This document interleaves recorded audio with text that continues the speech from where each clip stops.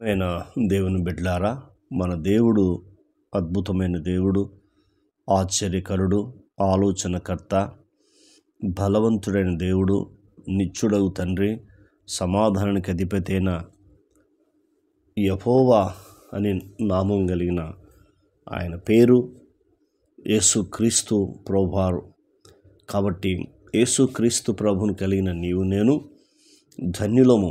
ఎందుకు ధన్యులమంటే, ఎక్కడో ఉన్న మన జీవితాన్ని పేదరికంలో, పాపంలో, సమస్యల్లో, బాధల్లో, కష్టాల్లో ఎక్కడున్న మనల్ని దేవుడొక్క ఉన్నతమైన స్థితి ఇచ్చాడు. కుటుంబంలో, సమాజంలో, కులం వారి ఎదుట, పాలు వారి ఎదుట విలువ లేనప్పుడు మనకు విలువ కలిగిన జీవితాన్ని యేసుక్రీస్తు మనకు అనుగ్రహించాడు. కాబట్టి ఆ యేసుక్రీస్తుతో నిత్యమును సహవాసం కలిగి ఉండాలని దైవసేవకుడిగా కోరుతున్నాను. దేవుని వాక్యాన్ని చదువుకుందాం. యెషయా గ్రంథము 60వ అధ్యాయము మీ ముందుకు కొన్ని మాటలు తీసుకొస్తున్నాను. ఈ మాటలు మనం నేర్చుకుందాం. యెషయా గ్రంథము 60వ అధ్యాయం 5వ వచనం.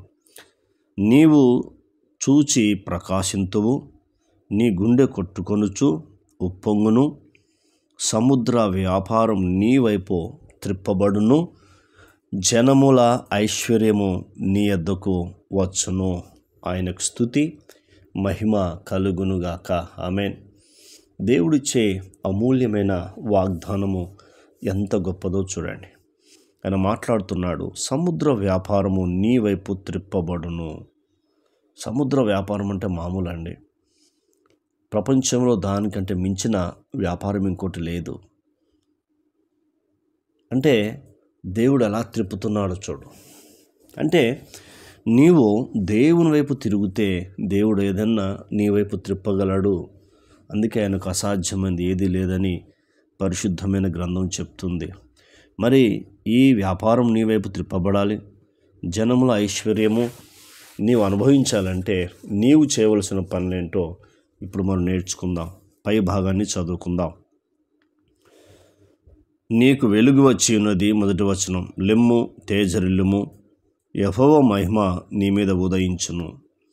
రెండవ వచనం. చూడుము, భూమిని చీకటి కమ్ముచున్నది, కటిక చీకటి జనములను కమ్ముచున్నది.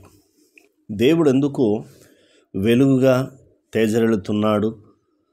దేవుడు ఎందుకు నీ మీద నా మీద ఉదయిస్తున్నాడు అంటే దాని అర్థం తెలుసా?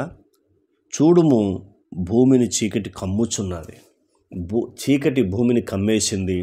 తర్వాత కటిక చీకటి జనములు కమ్ముచున్నది. ఈనాడు జనములను పాపము కమ్మివేసింది. అందుకే చూడు, ఆయన స్వకీయుల దగ్గరకు వస్తే స్వకీయులు ఆయనను ఎరగలేదని యోహాను సువార్త 1వ అధ్యాయంలో మనకు కనబడుతుంది.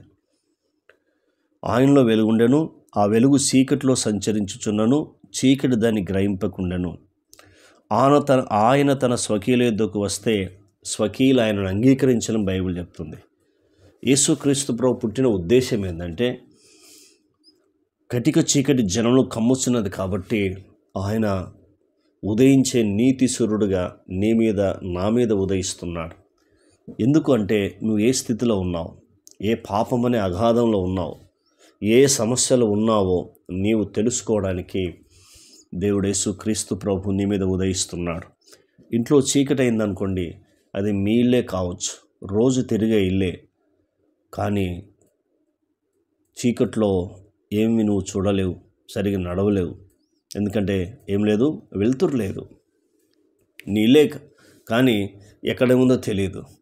అలాగే ఈ లోకములో నీవు ఉంటున్న నీ జీవితము, నువ్వు చీకట్లో పాపములు ఉంటే నీ ఇల్లు ఎక్కడ, నీ ఇంట్లో ఏముంది నీకు తెలియదు.